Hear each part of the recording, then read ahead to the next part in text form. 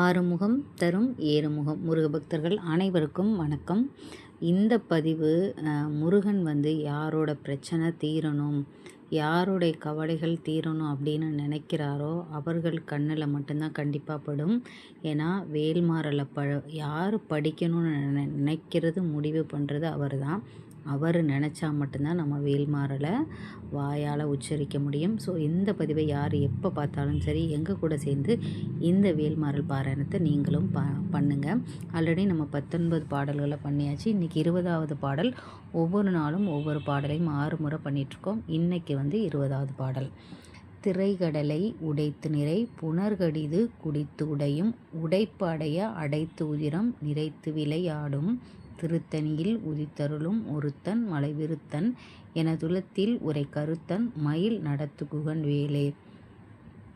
திரைகடலை உடைத்து நிறை புனர்கடிது குடித்துடையும் உடைப்படைய அடைத்து உதிரம் நிறைத்து விலை யாடும் திருத்தணியில் உதித்தருளும் ஒருத்தன் மலைவிருத்தன் எனதுலத்தில் உரை கருத்தன் மயில் நடத்துகுகன் வேலே. திரைகடலை உடைத்து நிறை புனர்கடிது குடித்து உடையும் உடைப்படைய அடைத்து உதிரம் நிறைத்து விளையாடும் திருத்தணியில் உதித்தருளும் ஒருத்தன் மலைவிருத்தன் எனதுலத்தில் உரை கருத்தன் மயில் நடத்துகுகன் வேலே. திரைகடலை உடைத்து நிறை புனர்கடிது